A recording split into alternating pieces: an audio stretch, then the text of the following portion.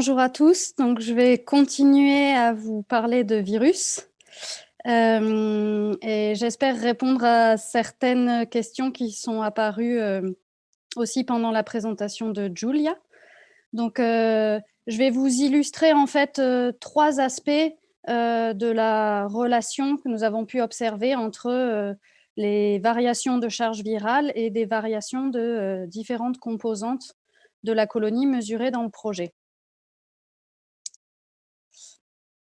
Alors, donc juste que pour rappel, en fait, quand on parle de relations entre, abeilles et varroa ou virus et varroa, en fait, on ne parle pas de relations hôte parasite, bilatérales, comme on a classiquement, l'habitude de les définir, mais bien d'une relation hôte parasite, tripartite où, on a des interactions étroites, comme Giulia l'a dit en conclusion, entre les abeilles, que ce soit les abeilles adultes ou le couvain, le varroa et les virus.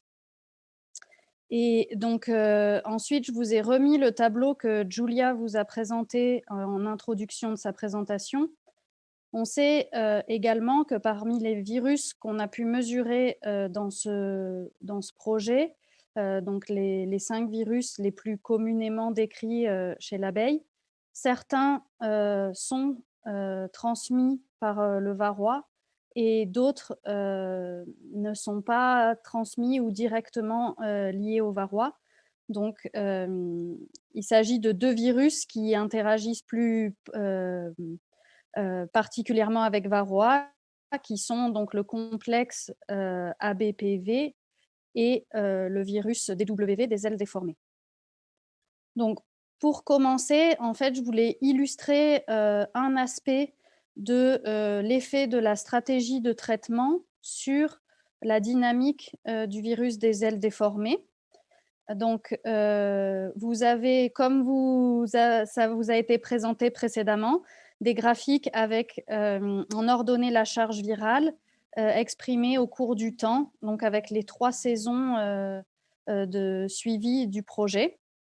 Et vous avez en jaune donc la modalité conventionnelle APIVAR et en orange la modalité suppression de couvain, donc que ça soit la destruction en France à gauche ou le retrait en Italie à droite. Donc, tout d'abord, on peut voir que les dynamiques sont très similaires entre les 2 modalités. Donc, on a des charges virales très comparables dans les 2 lots. Et si on s'intéresse un peu plus précisément à ce qui se passe en fait en fin de saison et au cours de l'hiver, donc c'est ce qui est encadré en orange, on peut voir qu'il y a une tendance à avoir moins de virus des ailes déformées dans la modalité suppression de couvain que dans la modalité à la mitrase. Et donc cela est visible un petit peu en France, mais notamment très remarquable en Italie, donc entre les mois d'octobre et jusqu'au début du printemps, à la mesure qui est faite au mois d'avril. Et donc ça suggère que les abeilles, en fait, qui notamment naîtraient dans cette période et plus particulièrement donc à l'automne, au mois d'octobre, qui vont constituer, selon les régions, les abeilles d'hiver, pourraient naître avec moins de charge virale si la modalité innovante testée dans Innovapi est appliquée. Le deuxième point que je voulais illustrer, donc, qui concerne toujours le virus des ailes déformées, c'est le lien avec varroa. Donc, vous avez ici, encore une fois, l'évolution de la charge en virus, en rouge, comparée à l'évolution de la charge en parasite varroa, en vert, au cours des 3 années de mesure.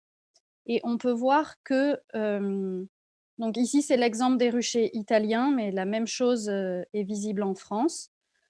Donc on peut voir que ces dynamiques, encore une fois, sont similaires, mais si on s'intéresse à la période de fin d'été et d'automne, on voit qu'il y a un moment où les charges en varroa, donc en vert, diminue sous l'effet du traitement appliqué, alors que les charges en virus, elles, continuent d'augmenter pendant environ 2 mois, avant de diminuer également au cours de l'hiver, comme la charge en varroa. Donc, de ça, on peut tirer la conclusion qu'il y a un couplage relatif entre le varroa et le DWV, mais avec un décalage de comportement en fin de saison. Et si on regarde ce qui se passe plus globalement, donc ça, c'est un graphique qui vous représente en fait la corrélation entre la charge en varroa qui est sur l'axe des abscisses et la charge en virus des ailes déformées sur l'axe des ordonnées. J'ai utilisé cette fois-ci l'exemple des ruchers français. Tous les petits points sont des colonies mesurées. Et on peut voir donc qu'il y a une corrélation significative entre la charge en varroa et la charge en virus qui est positive. Donc au plus on a de varroa, au plus on a tendance à avoir de virus. Ceci est vrai en fait en hiver comme en saison. Donc en hiver, c'est les points rouges et en saison, c'est les points bleus. Mais la corrélation est plus marquée pendant la saison. Et ce qui est assez notable, en fait, sur ce nuage de points, donc c'est ce qui est mis en évidence par ce carré orange qui s'affiche. C'est que, donc en fait, vous voyez que dans ce rectangle, pardon, il y a très peu de colonies représentées, très peu de points. En réalité, il y a environ 1 à 1,5 de colonies qui présentent beaucoup de varroa, c'est-à-dire plus de 3 varroa pour 100 abeilles, et qui ont peu de virus des ailes déformées, moins de 10 puissance 9 copies.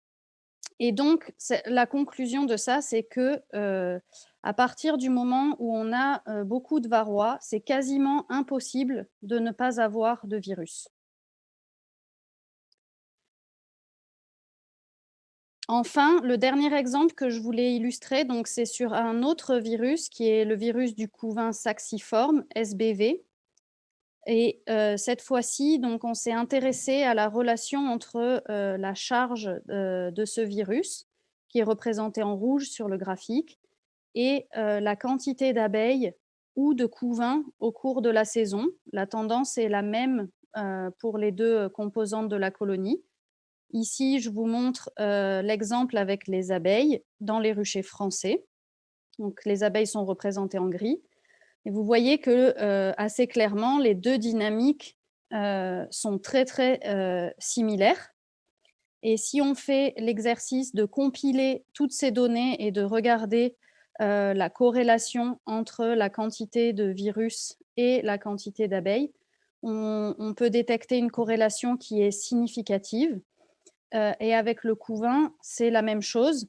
Et le degré de corrélation, ou au moins le degré de variabilité en fait, dans les données qui est expliqué par la quantité d'abeilles ou par la quantité de couvain est relativement élevé. Si on résume en termes voilà, d'une conclusion biologique.